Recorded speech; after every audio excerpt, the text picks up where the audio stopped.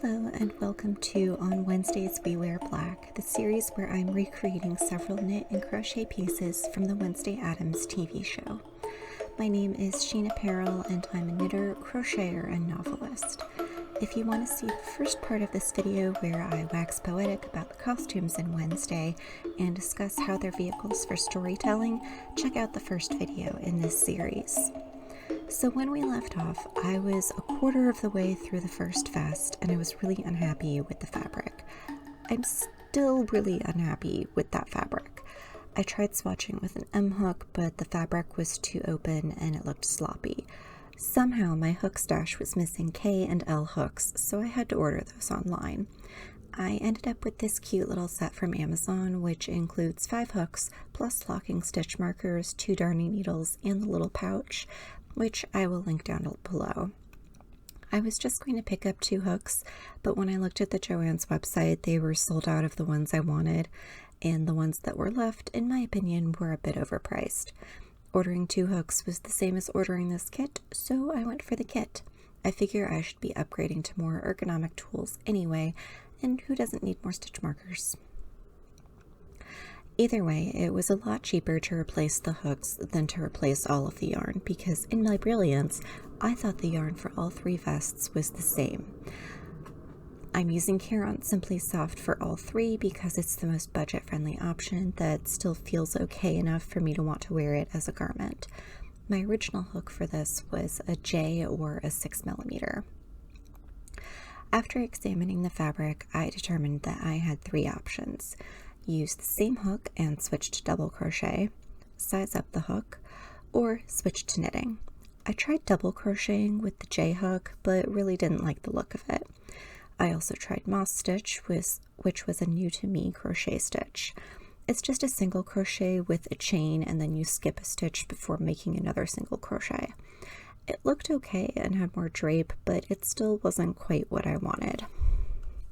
When the new hooks came in, I tested out the K hook using all three methods.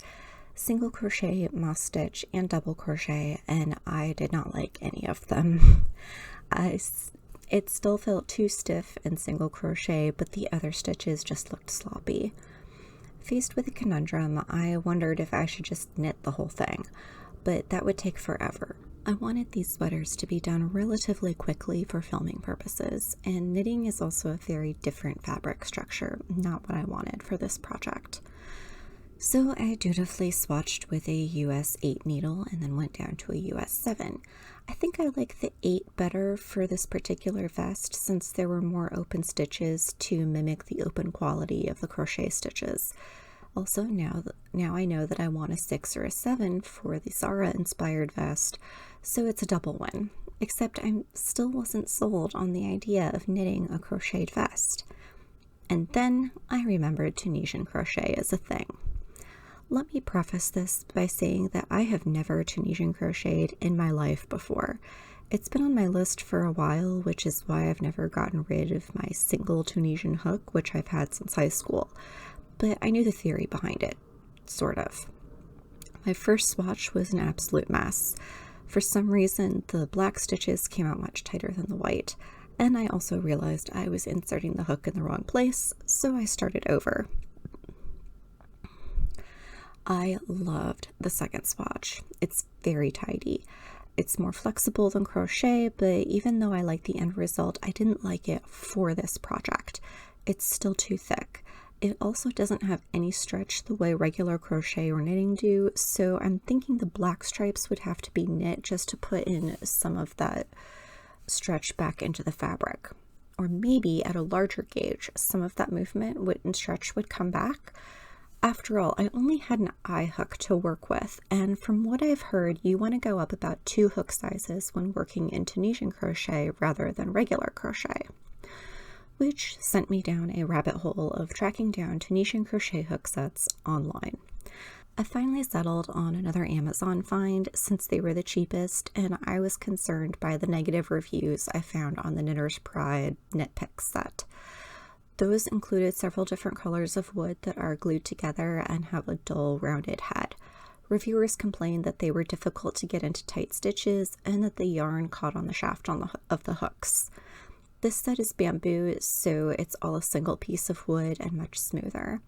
I like the pointier heads, and in fact I really would prefer a metal hook, but because I'm just starting out with Tunisian crochet, I was a lot more comfortable spending $35 for a set that might not be my ideal than the $100-ish the ones I liked better were going for. And that's based mostly on appearances, since obviously I'm just shopping online here and can't test things out to see what works best for me.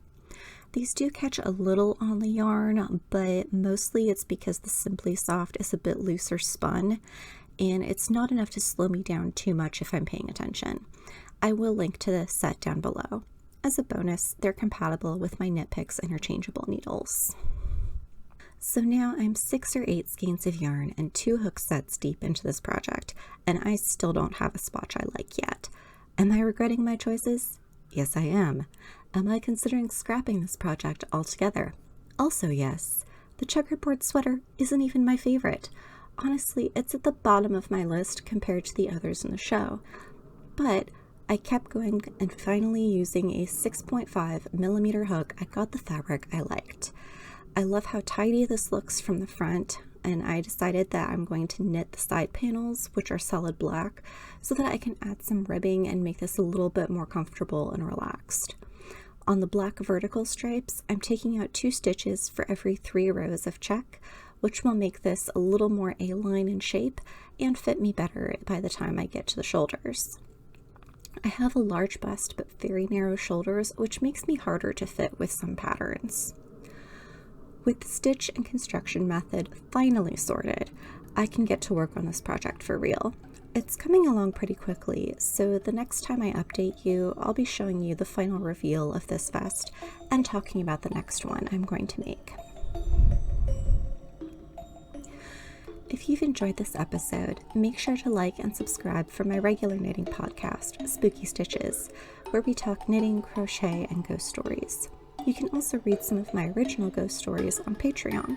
There are even some freebies up, but subscriptions start at $3, or by checking out my novels, all of which are available on Amazon. Thank you so much for joining me, and thank you to my patrons for making projects like this possible. Stay safe, stay healthy, and I hope you have something cute and fluffy to cuddle with, and I'll see you next time. Ciao!